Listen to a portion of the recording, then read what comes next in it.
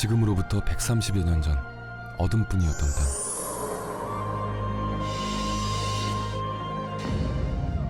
조선에 복음의 빛 한 줄기가 전해졌습니다.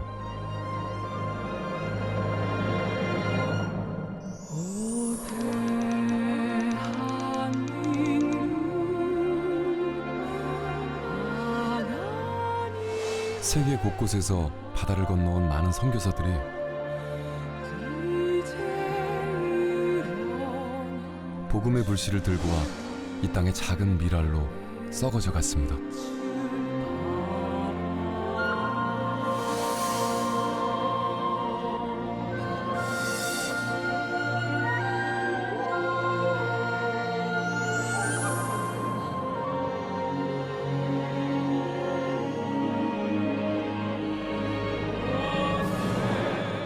잠들어 있던 한반도를 깨어나게 하는데 평생을 바쳐 쓰임받았고, 이제는 천국에서나 불릴 그 이름들, 그 속에 새겨진 예수의 흔적을 만져봅니다.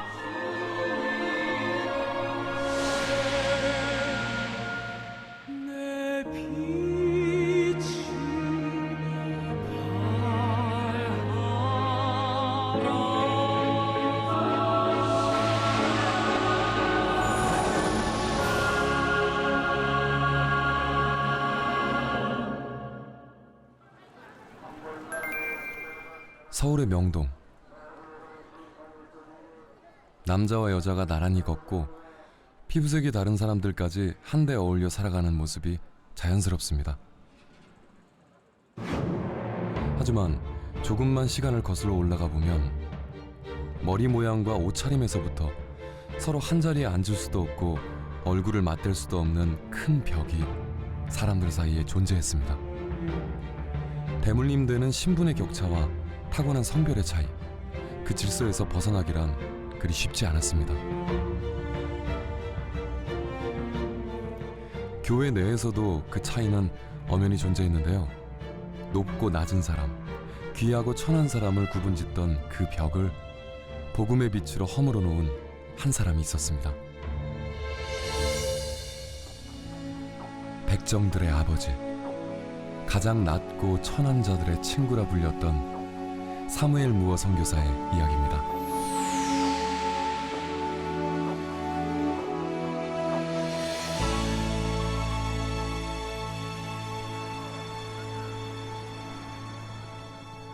오랜 세월 수도 서울의 중심대로였던 종로. 조선시대 도성을 향해 매일같이 종소리를 울렸던 곳입니다.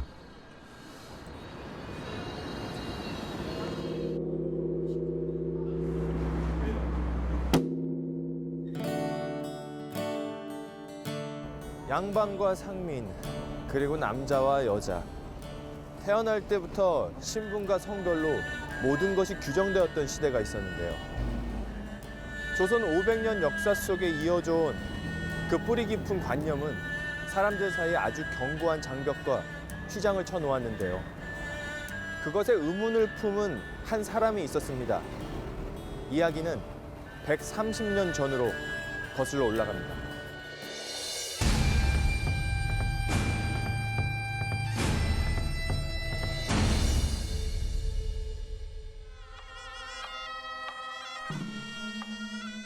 때는 1892년. 대외적으론 서구 열강이 한반도를 둘러싼 채 각축전을 벌이고, 내부적으론 개혁을 원하는 민중들의 요구가 들끓던 시기였습니다. 또한 외세의 숱한 위협 속에서 근대 국가로 발돋움하기 위해 고군분투했던 전환기이자 정치적으로는 극심한 격변기였습니다.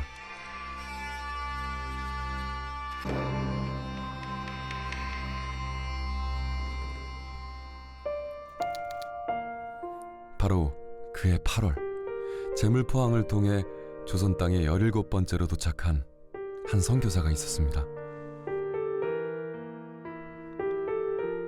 34세 나이에 낯선 땅을 밟게 된 사무엘 포맨 무어 선교사.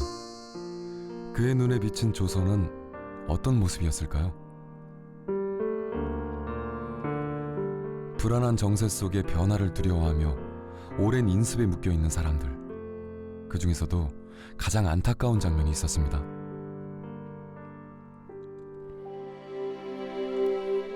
신분제 사회인 조선의 가장 밑바닥 계층엔 기생과 광대, 무당 등 7반 천인이라 불리는 7천민이 있었는데요. 그 가운데서도 백정은 가장 비천한 대우를 받았습니다.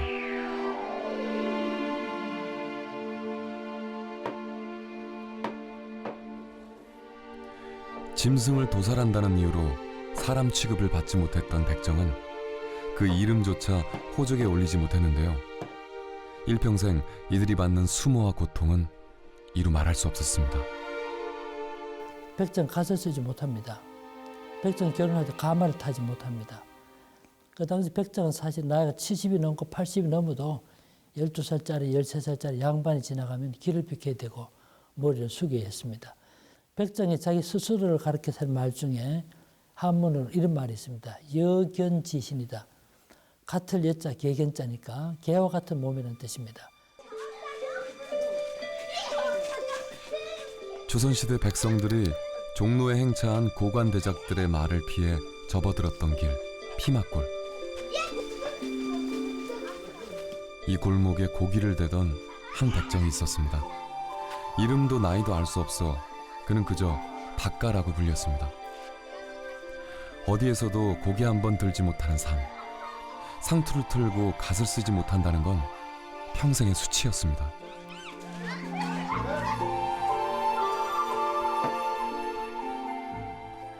연중 셀 수 없이 많은 종묘 제례와 제사 때마다 소와 돼지를 잡아야 했지만 제대로 보수를 받지도 못했는데요. 그보다 더한 고통은 비천하게 태어난 운명을 대물림해야 한다는 것이었습니다.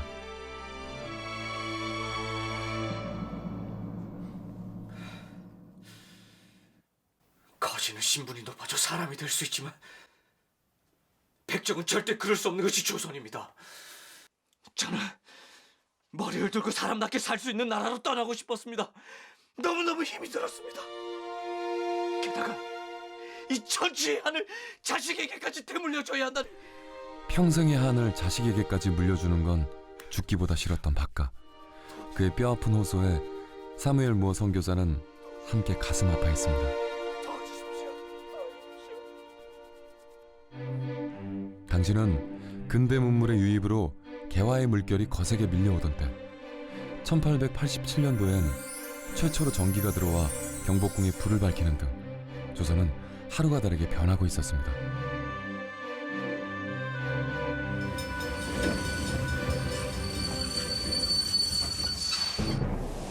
(500년) 동안 조선 왕조를 지탱해온 봉건 질서에도 큰 변화가 일어납니다.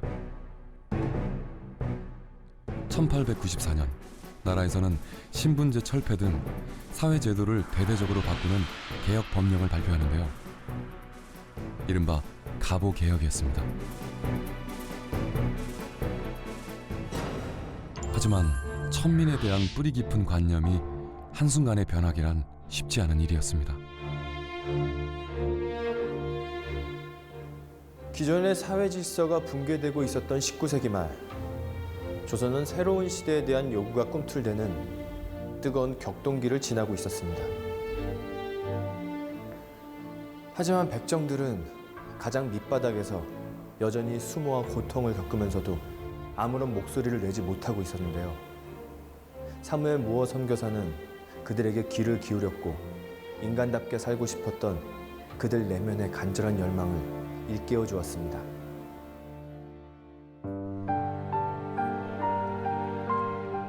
백정들의 가슴속 깊은 한을 알게 된 무어 선교사는 박가를 도와 정부에 상소문을 올리게 되는데요. 구구절절 담아낸 호소 중에서도 가장 간절했던 소원은 바로 양반들처럼 갓을 쓰게 해달라는 것이었습니다. 우리보다 낮은 계층 광대조차 각과 망군을 쓰는데 우리들만 유난히 허용되지 않고 있어서 그 한이 뼈에 사무치고 있습니다. 어떤 사회에 와서 선교사가 복음만 전하면 된다라고 생각하기 쉬운데 우리나라에서 백제해방운동 이 자체까지도 자체를 복음운동이라고 봤고 많은 저항에 부딪혔고 상소문 올리고 탄원서 올려도 받아들이지 않았지만 이것은 하나님 앞에서 어렵지 않다고 판단했기 때문에 꾸준히 일을 정해갔던 이것이 사실 중요한 일이었고 그러나 세월이 지나면서 결실을 맺게 된 것입니다. 1896년 2월 박가에게는 평생 잊지 못할 날이 찾아왔습니다. 복장 규제를 철폐해달라는 그의 간절한 요청이 받아들여진 것입니다. 그것은 수차례 상소문을 올리며 밤낮으로 간구했던 박가의 절실한 기도에 대한 응답이었습니다. 드디어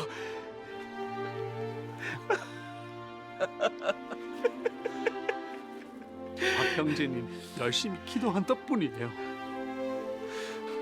네, 하나님께 감사와 영광을 돌려드립니다. 곁에서 그를 도왔던 무어 선교사 역시 마치 자신의 일처럼 기뻐했습니다.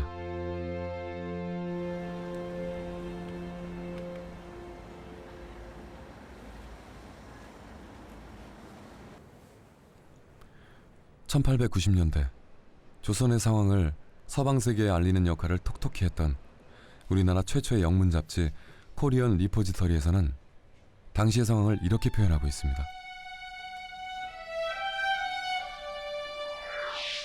조선의 백정들이 갓을 쓸 수 있도록 왕의 허락을 받았을 때 그때의 기쁨이란 아브라함 링컨 대통령의 노예 해방 선언을 들은 흑인들의 기쁨보다 더 커 보였습니다.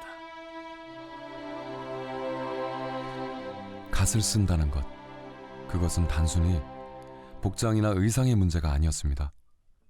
성인 어른으로서 제 목소리를 낼 수 있도록 사람 대접을 받는다는 의미였습니다. 해방의 날을 맞은 백정 박가는 이 모든 일에 대해 하나님께 영광을 돌렸습니다.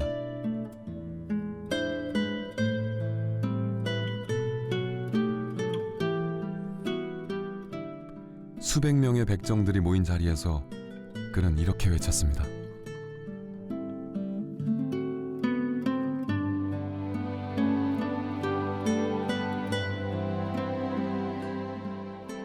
여러분, 이집트의 노예 생활을 하던 이스라엘 백성들도 우리만큼 힘들었겠습니까?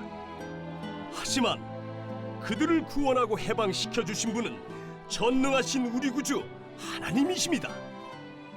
이 같은 하나님이 우리도 해방시켜 주셨습니다. 우리 하나님 한 분 외에 한 프로치의 도움을 받을 곳이 이 세상에는 없습니다.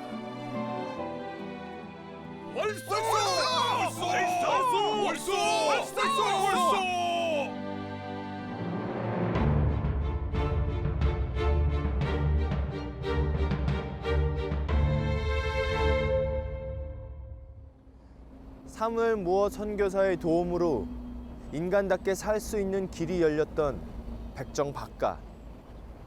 그는 이것이 전능하신 하나님 덕분이라고 전국을 돌아다니며 외치고 다녔습니다. 과연 그랬습니다. 하나님을 믿고 그처럼 극적으로 삶이 바뀐 사람도 드물 것입니다. 그것은 사무엘 무어 선교사와의 만남에서부터 비롯되었는데요. 그 만남은 참으로 특별했습니다.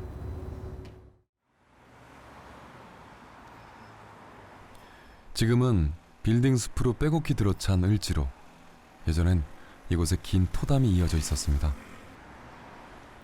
고운 담으로 둘러싸인 마을이라 해서 곤당골이라 불렸던 곳, 바로 사무엘 무어 선교사의 초창기 사역지입니다.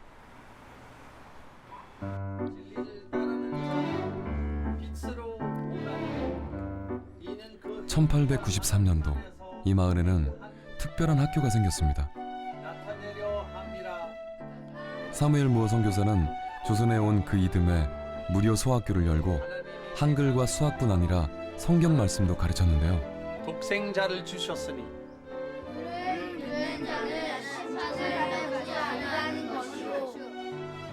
아이들의 부모님까지 따라 나와 함께 배울 정도로 인기가 많았던 무료 학당은 가난한 평민과 천민의 아이들에겐 유일한 배움터였습니다.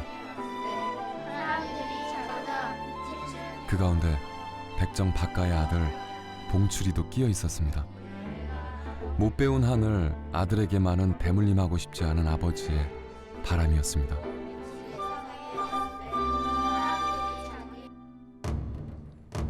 1894년 청일전쟁 발발 이후 전국에는 돌림병이 돌게 됩니다. 환자는 속출했고 민심이 흉흉한 가운데 사람들은 구술했습니다.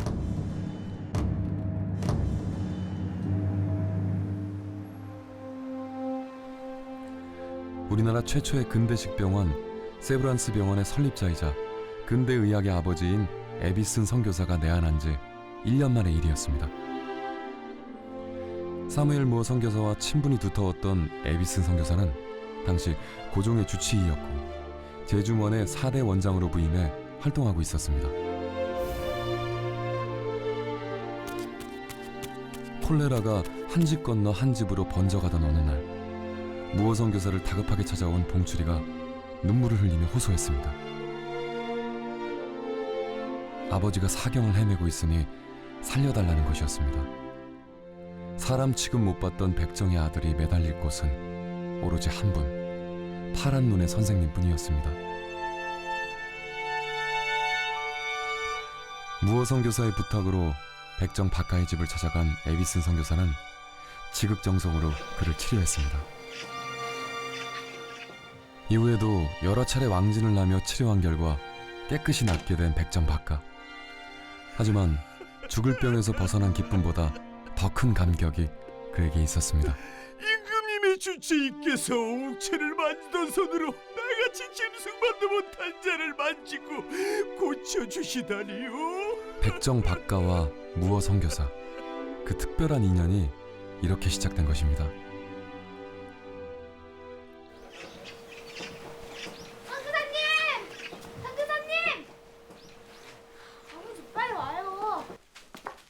봉수리 왔구만. 네. 몸은 괜찮으세요? 죽을 운명에서 살아난 백정 박가는 아들 봉추리를 따라 무어 선교사가 세운 교회에 발을 들여놓습니다. 나라님도 백정도 똑같은 사람이라는 새로운 사상은 그의 삶의 혁명과도 같은 것이었습니다. 복음의 진리 앞에서 인생의 봄날을 맞게 된 박가는 박성춘이라는 이름으로 새 사람이 되었습니다. 아들 봉추리 역시 상서로운 태양이라는 이름 박서양으로 새롭게 태어났습니다.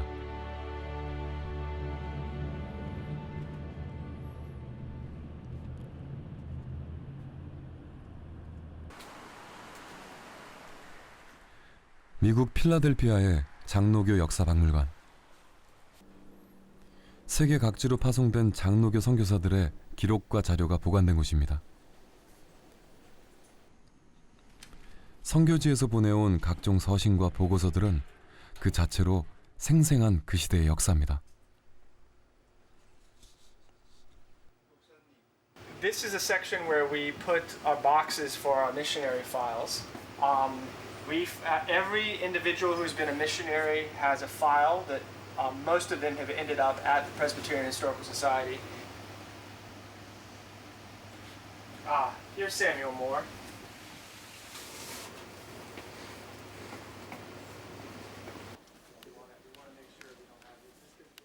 19세기 말 조선에서 전해온 사무엘 무어 선교사의 서신과 보고서들도 찾아낼 수 있었습니다. 사무엘 무어 선교사가 조선에서 선교한 기간은 단 14년. 짧은 기간이었지만 사역하는 동안 충실하게 보내온 선교 편지들입니다. 그 기록을 오랫동안 보존하고자 대부분 마이크로필름으로 보관하고 있는데요. 무어 선교사의 사역 초창기 시절 편지들 중에서 반가운 이름 하나를 발견할 수 있었습니다. 지난주에 4명이 세례를 받았고 교인 수가 20명이 되었습니다. 어제도 1명이 새로 등록했습니다. 최근 등록한 사람 중에 박씨라는 백정이 있습니다. 아시다시피 백정은 한국 사회에서 가장 낮은 계급이고 심지어 거지들보다 낮은 신분입니다. 타고난 신분 때문에 세상을 향한 원망과 한으로 살아왔던 한 남자가 복음 앞에서 어떻게 변화돼 가는지 무어 선교사는 생생하게 기록하고 있습니다.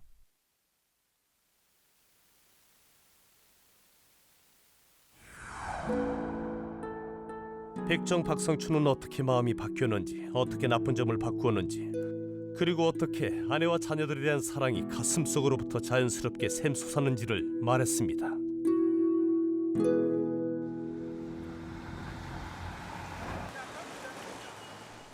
당시 미국인들에게 조선이라는 나라는 무척이나 생소했을 겁니다.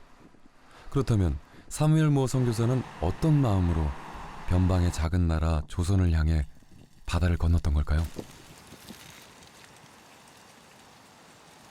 그의 모교인 맥코믹 신학대학교를 찾아가 봤습니다. 언뜻 보기에 평범한 신학교 같지만 한땐 졸업생의 50%가 해외 선교를 지원할 정도로 선교의 열정이 뜨겁고 역사도 오래된 곳입니다. 특히 19세기 말의 열기는 대단했습니다. 전 세계에 부흥의 불길을 붙였던 무디 부흥 운동의 시발점이 바로 이곳 시카고였기 때문입니다. 당시 많은 젊은이들이 이 세대 안에 세계 복음화를 이루겠다는 기치를 내걸고 열방을 향해 나갈 것을 결단했습니다. 당시 맥코믹 신학교에서는 14명의 선교사를 미지의 나라 조선으로 파송했습니다.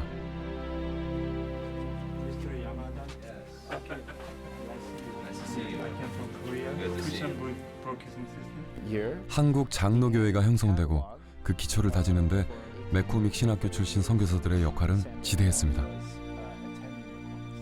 특히 다른 연도에 비해 조금은 남달랐다는 1892년도 졸업생들.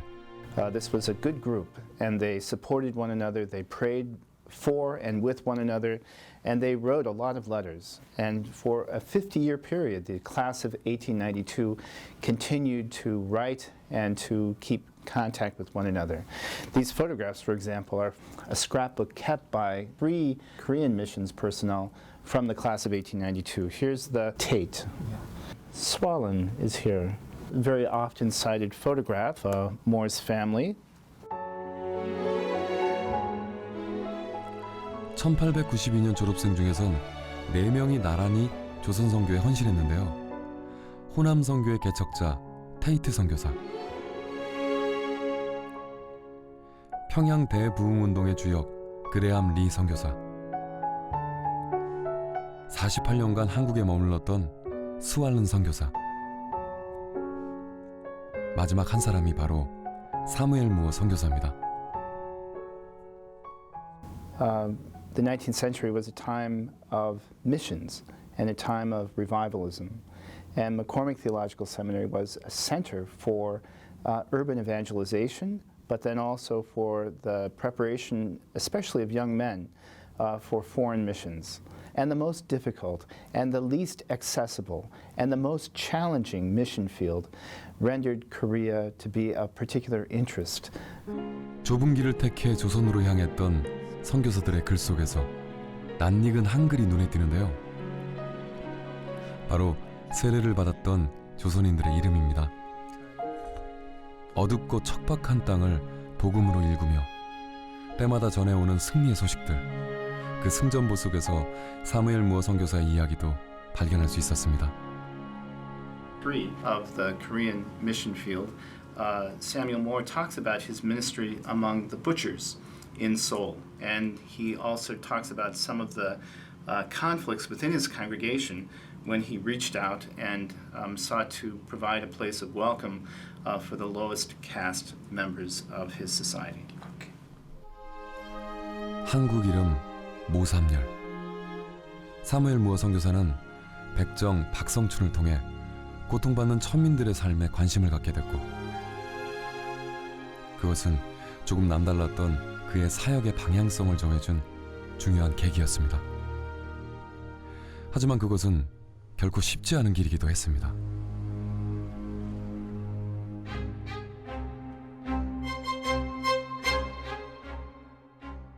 어떻게 백정에게 형제님하고 부른단 말입니까? 세상이 아무리 바뀌었어도 그것은 안 될 일이요. 어찌 백종놈과 같이 앉아 예배를 드릴 수 있단 말이오? 백정 성도들이 하나둘 늘어나기 시작하던 어느 날, 사무엘 무어 선교사의 교회엔 큰 파문이 일었습니다. 그리스도 형제들이 한 장소에 같이 있을 수 없다는 것은 참 이상한 일이에요. 그럴 수 없는 일이에요. 백정들과 함께 예배드리는 것에 반발한 양반들이 자신들만의 예배 처소를 따로 만들어서 나가겠다는 것이었습니다. 어느 날 교인 수의 절반 이상이 교회에 나오질 않았습니다.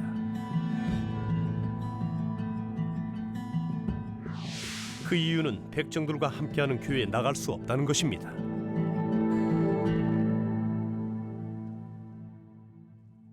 19세기 말 한국적인 상황은 모든 것이 이렇게 분리된 그런 상황이었습니다. 양반과 천민이 분리가 되고 남성과 여성이 분리가 되고 그것이 그 시대에 500년 동안 이 조선을 지배해왔던 문화요, 전통이요. 또 그것이 바른 생활이라고 그렇게 생각했던 겁니다. 그렇기 때문에 그 외에 다른 것은 생각할 수가 없었던 거죠. 그렇기 때문에 곤단골교에 나왔던 이 양반 교인들도 성경 말씀 이것에 대해서는 다 동의하지만 아직도 500년 동안 자기를 억누르고 있었던 이런 사회적인 편견과 선입견, 그러니까 양반과 천민이 함께 예배드릴 수 있는 그런 환경이 도저히 수용이 안 된 거죠. 그러던 어느 날 예배에 나오지 않던 양반들 중 몇 명이 다시 무어 선교사를 찾아왔습니다.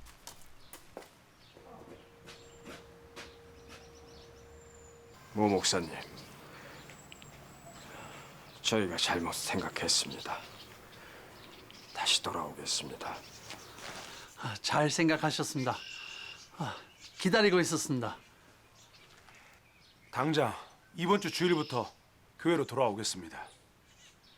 단 한 가지 부탁드릴 것은 저희가 섞이지 않고 따로 앉게 해주십시오. 양반들은 상석에, 백정들은 따로 뒷자리에 앉게 해주시면 서로 좋을 것 같습니다. 그건 안 된 말입니다. 그것도 성경의 진리와는 맞지 않습니다. 저는 들어줄 수 없습니다. 하나님 앞에서 모두가 평등하고 한 형제라는 진리 앞에서 무어 선교사는 조그만 타협조차 허용하지 않았습니다. 결국 교회는 2년 만에 분열됐고 양반들은 홍문석골이란 곳에 새 예배 처소를 마련했습니다.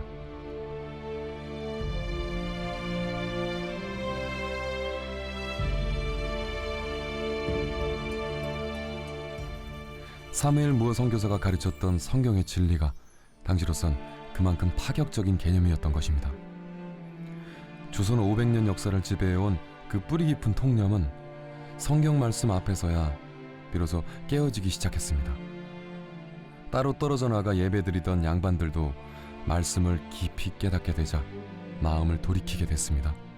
자체적으로 양반들끼리 모여서 성경 공부를 하다가 자기네들이 이거를 잘못했다는 거를 알게 되는 그 과정 속에서 공교롭게도 곤단골 교회에 화재가 일어났습니다. 그래서 곤단골 교회에서 또 교인들이 예배를 드릴 수가 없는 상황이 벌어졌기 때문에 자연스럽게 그 잘못을 알고 있었던 홍문석골 교회의 그 양반들이 받아들임으로써 예배당에 불이 나는 바람에 갈 곳이 없어진 곤단골 교회 사람들에게 먼저 손을 내민 건 양반들이었습니다. 홍문석골 교회에서 함께 예배드리자고 제안했던 겁니다. 1899년 곤단골 교회 교인들이 홍문석골 교회로 들어가면서 다시 교회는 하나가 됐습니다. 종교라고는 외피를 뚫고 해서 그 핵심에 들어가니까 예수 그리스도를 만나게 되었을 때 예수 그리스도가 바로 자유케 하시는 분이고 해방하시는 분이고 평등을 하시는 분이고 그래서 무어 선교사가 그 예수 정신을 가지고 예수 마음 때문에 결국 백정을 내치지 못했구나. 그렇게 되니까 예수를 알게 되니까 무어 목사님을 이해하게 된 거예요. 그러니까 무어 목사님 찾아가서 우리 교회 합칩시다. 그래서 승동교회가 되는 거죠. 서울의 인사동. 번화한 거리 위로 우뚝 솟은 십자가. 건물 전체가 문화재로 지정됐을 정도로 유서 깊은 교회, 승동교회입니다. 양반과 백정이 재결합한 곤단골 교회가 바로 이 교회의 뿌리이니 교회 역사가 좋게 120년은 넘습니다. 오늘은 장로와 권사 등 교회의 중요한 직분자들을 선출하는 날인데요. 교인들은 어떤 사람이 장로가 되기를 바라고 있을까요? 기도도 많이 하고 교회 일 많이 하고 봉사 많이 하시고 믿음도 좋으시고 그거는 필요 없습니다. 예. 하나님 앞에 바로 서고 하나님의 의를 이루어 드리려고 노력하시는 분. 사회적 신분이 중요치 않고요. 이 교회를 사랑하고 교회 행정을 잘 반영할 수 있는 장로를 선출하는 데 있어서 사회적 신분의 높고 낮음, 재물의 많고 적음은 문제가 되지 않는다고 하는데요. 어찌 보면 당연한 이 생각은 오래도록 내려오는 승동교회의 정신이자 전통이기도 합니다. 승동교회 110년사 기록을 보면 초대 장로의 명단 중에 박성춘의 이름과 이재영이라는 이름을 나란히 발견할 수 있습니다. 고종의 친척으로 왕손이었던 이재영, 그리고 우리가 잘 아는 백정 박성춘, 이 두 사람이 장로로서 서로 어깨를 나란히 하게 된 것입니다. 비록 사회의 변화는 더디다 해도 교회 안에서만큼은 백정도, 기생도, 장애인도 스스럼 없이 제 목소리를 냈던 곳. 승동교회는 시대 변화를 이끄는 주역으로서 3.1운동 등 역사의 중요한 순간마다 앞장서서 세상을 일깨워왔던 것입니다. 승동의 후손들도 그 무어 선교사님의 그 정신을 잘 이어받아서 이 시대 하나의 밀이 되어서 세상의 빛과 소금이 되는 역할에 우리가 충실하려고 최선을 다하고 있습니다. 기독교는 사람을 죄로부터 구원하는 복음입니다. 사역 초창기 7년 동안 무어 선교사는 무엇보다 복음 전파에 혼신의 힘을 기울였습니다. 그의 전도 방식은 독특했습니다. 거리에서 큰 소리로 책을 읽고 있으면 유창한 한국말을 하는 외국인이 신기해서 사람들이 몰려들었고, 사람들이 몰려들면 설교를 시작했습니다.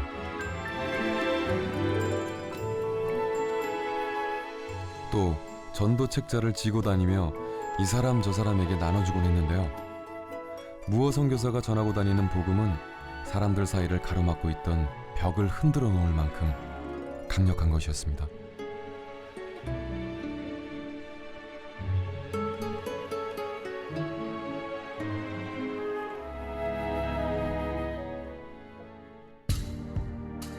신분의 차이만큼이나 성별의 차별도 뚜렷이 존재하던 그 시절, 무어 선교사의 눈에 비친 조선 여인들의 삶은 참으로 비참한 모습이었습니다. 식사 때도 가족들과 겸상을 할 수 없었고 자기 의견을 말할 수조차 없었습니다.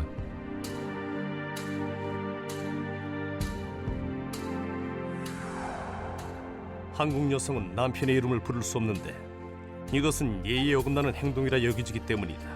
아내는 자신의 남편을 왕처럼 모셔야 하고 시부모님의 말에 절대적으로 순종해야 한다.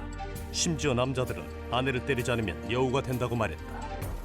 말씀사 경회에 모인 남자 교인들 앞에서 사무엘 모 선교사는 가정 내에서도 성경의 뜻과 진리를 따라야 한다고 권면했습니다. 그러자 그 말을 듣고 있던 사람들 중 한 명이 벌떡 일어나서 말했습니다. 그리스도를 따르는 여러분, 이제 우리 모두 부인에게 존댓말을 써보도록 합시다. 그거 참 좋은 생각입니다.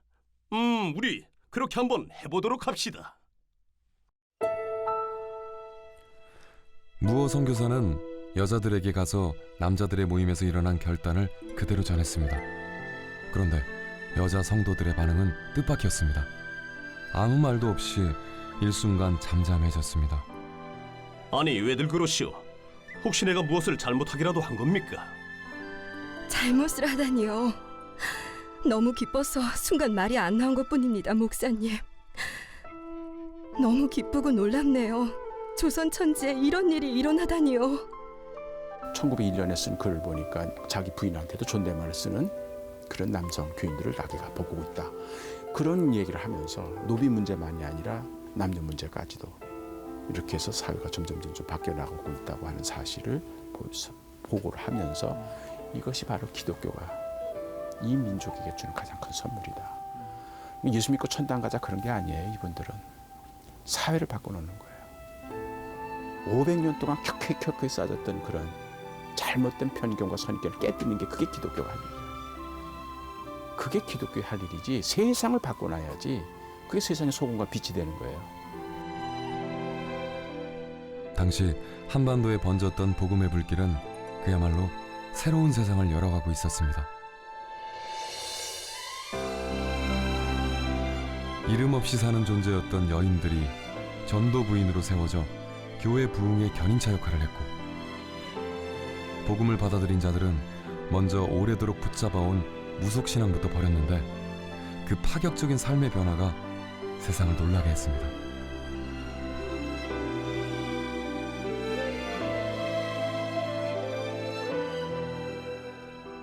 남양교회 박정렬은 노비를 속량하여 수양딸로 삼았다. 이것은 주의 빛이 그 마음속에 비추었기 때문이다. 황여도 범내 감리교회 이연철은 노비 5사람의 문서를 불사르고 가족들을 속량해주며 주를 진실이 믿으라고 권했다.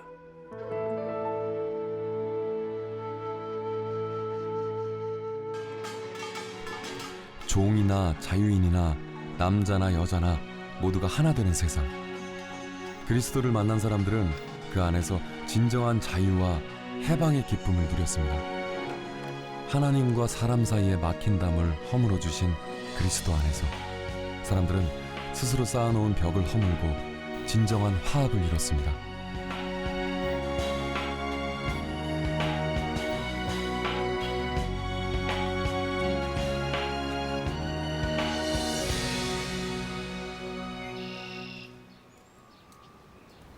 사무엘 무어 선교사는 천민 해방 운동가도 여성 운동가도 아니었습니다.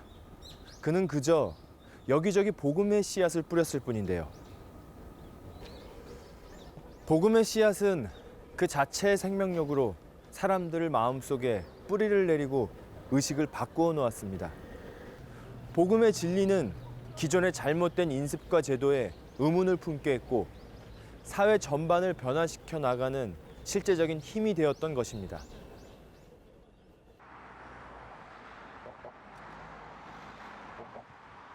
수도 서울의 젖줄 한강. 구한말 철도가 개통되기 전까지 이곳은 팔도의 생산물을 돛배에 실어 운송하던 중요한 수상 교통로였습니다.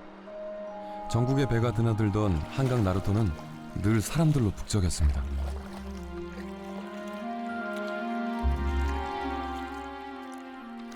사무엘 무어 선교사는 배 한 척을 장만해 기쁜 소식이란 이름을 붙이고 한강 유역을 따라 전도 여행을 떠났습니다. 당시 교통과 물류의 요충지였던 마포 나루터 일대에는 상인과 지객꾼들이 많이 살고 있었는데요. 그중 동막이라는 마을에선 한강을 통해 들여오는 새우젓이나 소금을 담는 옹기를 만들었습니다.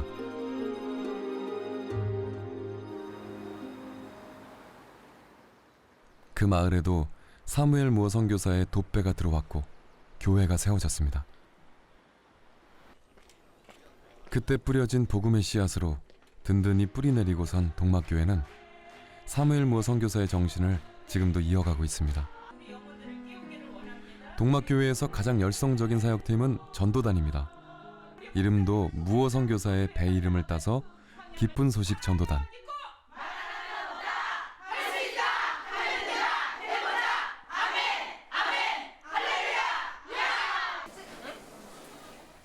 뜨거운 기도와 힘찬 구호 소리가 끝나면 이번엔 손이 분주해집니다. 정성스레 음식을 준비해서 인근 경로당으로 가져가는데요. 기쁜 소식 전도단의 전도는 이렇게 이웃을 섬기고 대접하는 것에서부터 시작됩니다. 특히 소외된 이들을 돌아보고 그들의 아픔에 귀 기울이는 것. 그것은 사무엘 무어 선교사로부터 배운 전도법입니다. 전도를 나가서 이제 사람을 알게 되면 이렇게 관계를 맺게 되는데요. 이제 그분들의 삶 속으로 찾아가서 필요를 채워주기도 하면서 그 가운데 이제 복음을 조금씩 알게 해드리고 있습니다. 다른 어떤 교회 다 마찬가지겠지만 특별히 복음에 빚진 교회다 이렇게 말씀드릴 수 있거든요. 사무엘 무어 선교사님이 가난한 사람들 그리고 뭐 백정이라든가 이런 천민들을 위해서 주님의 심정을 가지고 애쓰셨던 것처럼 정말 이 조선 땅에 와서 자신을 다 내려놓고 그리고 가장 낮은 데까지 내려갔던 사람입니다. 바로 그것을 우리 아이들과 오늘의 교회, 우리 교회를 포함해서 오늘의 교회가 기억하고 그리고 이어받아야 될 줄로 그렇게 생각을 하는 것입니다. 1년에 4개월 이상씩은 집을 떠나 전도 여행을 다녔던 사무엘 무어 선교사. 한강 일대에 복음의 힘찬 물결을 일으켰던 그의 발길은 점점 더 나아가 강원도와 황해도에까지 이르게 됐습니다. 정말 이분은 선교, 그러니까 복음 전도에 굉장한 열의와 노력을 기울였던 것을 알 수가 있습니다. 이를테면 1899년에 이분이 대개 88일 정도에 60개 마을을 방문을 하면서 전도를 했습니다.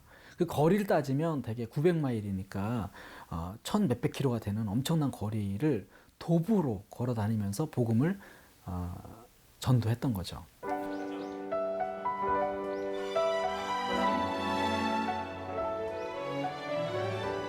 나는 담 너머 조선인들을 바라보며 이 사람들이 언젠가는 예수님을 알게 되기를 간구했습니다.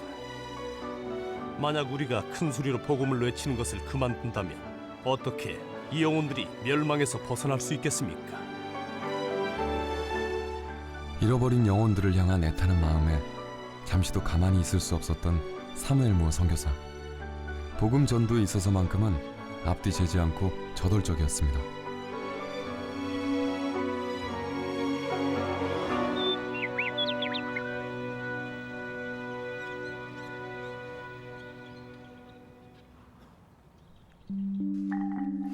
(1900년) 어느 날 주한 미국 공사였던 알렌은 편지 한 장 때문에 몹시 화가 났습니다. 사무엘 무어 선교사가 고종 황제에게 직접 우편으로 보낸 서신이 알렌 공사에게로 되돌아온 것입니다. 그 편지의 내용은 이랬습니다. 미국 시민인 저 모삼열은 천지를 만드신 하나님으로부터 들은 말씀이 있습니다. 만일 폐하께서 대신들과 함께 이 말씀을 듣기 원하시면 저를 불러주시기를 소망하나이다. 배상 모삼열.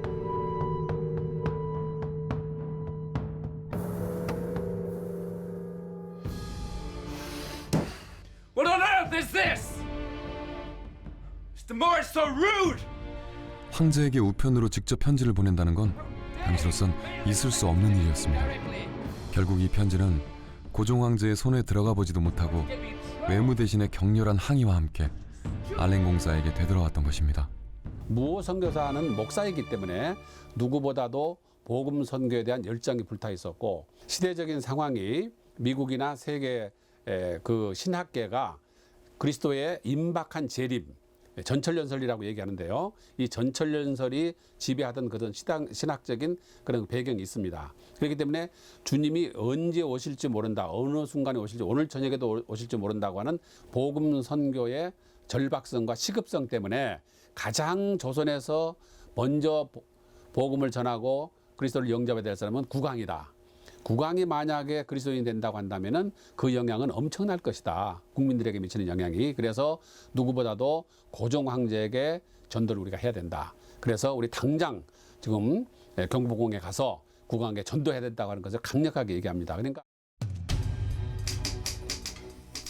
이른바 황제 아련 서신 사건. 이 일로 알렌 공사와 무어 선교사는 수차례 편지를 주고받으며 설전을 벌였습니다.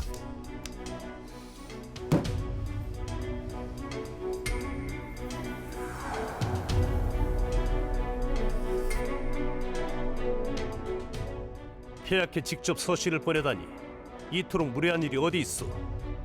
외무 대신으로부터 당신이 조선인이었다면 처벌감이었을까라는 항의를 들었습니다. 저는 이것이 무례한 행동이 될지는 미처 몰랐습니다. 제가 황제 폐하에게 편지를 보낸 것은 만약 폐하께서 말씀을 듣기를 원하시면 불러달라는 요청이었지, 폐하가 원치 않으시면 저 또한 아련을 원하지 않습니다. 알렌은 이 사건을 미국의 장로회 선교본부에 보고했고 무어 선교사의 징계를 강력하게 요청했습니다. 알렌의 생각에 이것은 참으로 위험하고 치기 어린 행동이었습니다. 훗날 한국 생활을 회고하며 쓴 그의 기록에 의하면 조선에 온 선교사들 중에서 무어 선교사가 가장 골칫거리였다는 겁니다.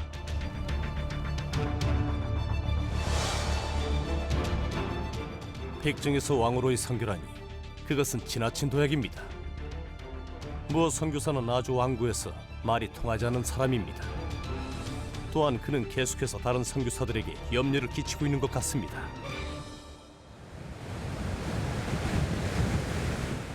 알렌의 기록만을 참조한 후대의 역사가들은 사무엘 무어 선교사를 과격하고 저돌적인 인물로 묘사하기도 합니다.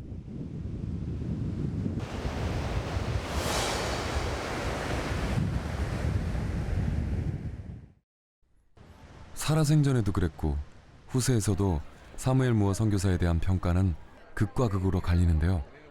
그에 대한 해답을 찾아 미국에 왔습니다. UCLA에서 한국 기독교학을 가르치고 있는 옥성득 교수를 만나봤습니다. 사무엘 무어 선교사가 고종황제에게 편지를 보낸 사건에 대해 연구하고 논문을 썼던 옥성득 교수.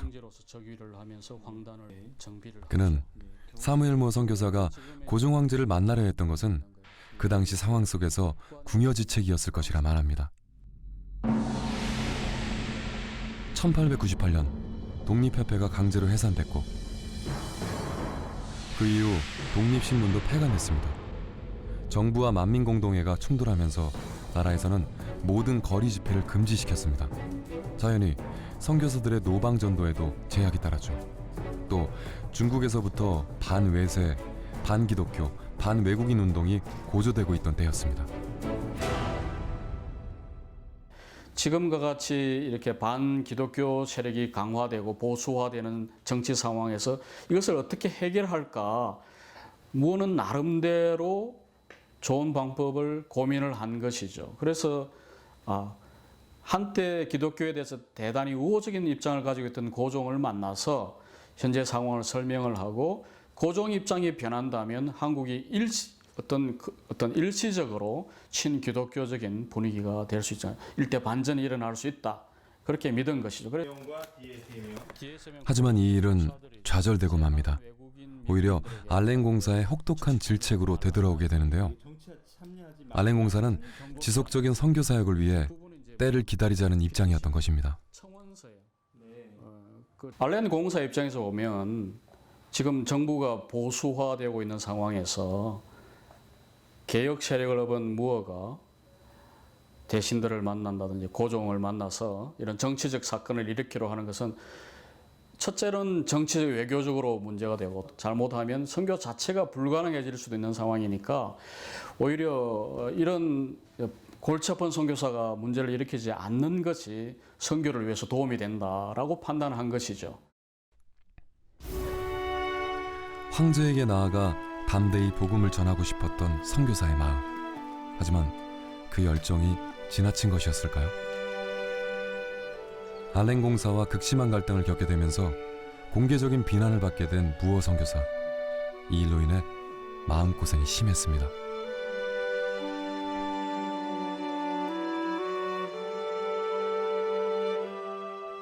내가 누구도 미워해서 안 되겠지만 너무 참을 수 없어서 한 2주 정도 나쁜 마음을 품고 지냈습니다. 그러자 누군가 내 뒤에서 기도하고 계신 것을 느꼈습니다. 이제는 그를 용서할 수 있고 내 마음의 안정도 찾게 되어 하나님께 감사합니다. 결국 무어 선교사는 잘못을 뉘우치고 있고 앞으로 지시를 잘 따르겠다는 내용의 편지를 알렌 공사 앞으로 보냅니다. 그렇게 사과 편지와 함께 이 사건은 일단락됐습니다. 그로부터 4년 후인 1904년 러일 전쟁이 발발합니다. 한반도의 지배권을 놓고 러시아와 일본 간의 무력 충돌이 본격화된 것입니다. 그 와중에도 무어 선교사는 교회 개척을 계속해 나갔습니다. 오늘 정오쯤 포를 쏘는 소리가 났다. 25마일쯤 떨어진 곳에서 총을 쏘는 소리에 창문이 덜컹거릴 정도였다. 나는 백천 지역 42명의 어른과 20명의 아이들에게 세례를 주었다. 세어보니 지난 2달 동안 어른 232명, 아이 54명이 세례를 받았다.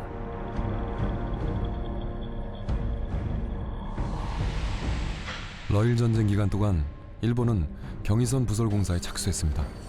이 과정에서 많은 조선인들이 인부로 강제 동원됐습니다.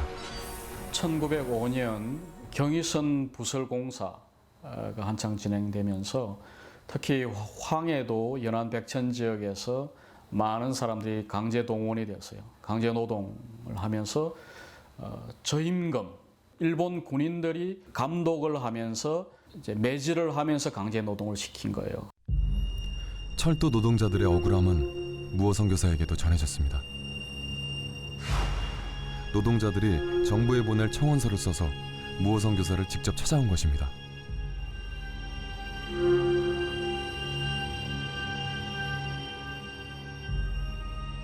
무어는 그 전에도 백정을 도왔고 이렇게 평소에 이제 민중 고통당하는 백성들을 대해서 상당히 이제 동정심을 많이 가지고 있는 사람이었기 때문에 자기들을 잘 이해해주는 무어 선교사를 찾아가서 이야기를 하면 좀 어느 정도 해결이 되지 않을까.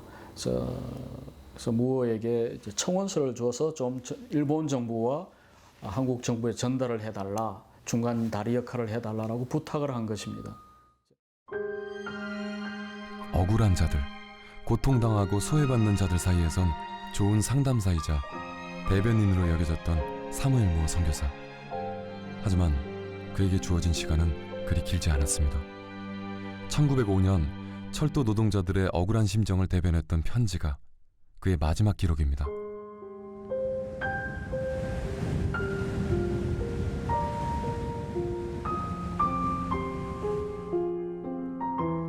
마치 내일이 없는 것처럼 복음을 전하러 다니고 힘없고 약한 자들에게 온 마음을 쏟았던 삶.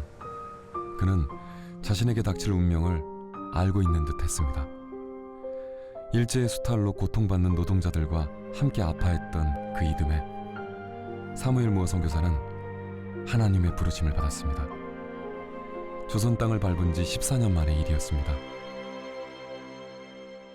무어 선교사가 갑작스레 세상을 떠난 지 16년 후 부인 또한 폐결핵으로 소천했습니다.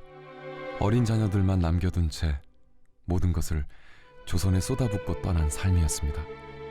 무어 선교사가 한국에서 13년밖에 활동을 못하고 46살에 세상을 떠났지만 그를 기억하는 동료 선교사들이 이구동성으로 그는 참 신실한 선교사였다. 흔들림이 없었다. 믿음에서.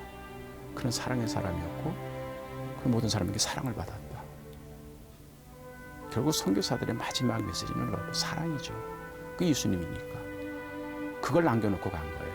그러니까 결국은 예수님이 살아가신 그걸 보면은 요새 사회에서 이렇게 성공적으로 이 사회 제도에서 성공적으로 사신 분이 아니잖아요. 그분 정말 소자 하나라도 귀히 여기는 그런 마음을 가지셨고 천민들과 소외된 사람들과 또 제 권리를 찾지 못하는 사람들에게 복음을 전해서 이 복음을 통해서 하나의 인간으로서 다시 태어나게 만든 것처럼 우리 한국교회가 무어 선교사의 그런 정신을 통해서 회복해 가야 되지 않는가. 복음의 정신, 평등 정신이나 형제라든가 이런 복음의 정신을 가장 잘 구현하려고 노력했던, 그러니까 현실과 타협하지 않고 예수님이 이 땅에 오신 그 이유를 가장 잘 구현하려고 순수하게 노력했던 선교사가 아니었을까, 이렇게 말할 수 있을 것 같습니다. 이 땅을 위해 헌신한 선교사들과 그의 가족 145명이 안장돼 있는 외국인 선교사 묘원입니다. 선교사들의 이름이 하나하나 사랑의 흔적으로 새겨져 있는 곳입니다. 이 땅에 뼈를 묻기까지 조선을 사랑하게 해달라고 기도했던 사무엘 무어 선교사 역시 이곳에 그 사랑의 증거를 남겼습니다. 전도 사역이 성공적이었다는 기록이 남기보다 조선의 백성들에게 참다운 교회가 무엇인지 알려줄 수 있기를 기도했던 사무엘 무어 선교사. 타오르는 불꽃처럼 뜨거웠던 그의 짧은 생을 통해 우리는 만났습니다. 사람 위에 사람이 없는 세상. 십자가 아래에선 모두가 하나가 될 수 있는 세상을.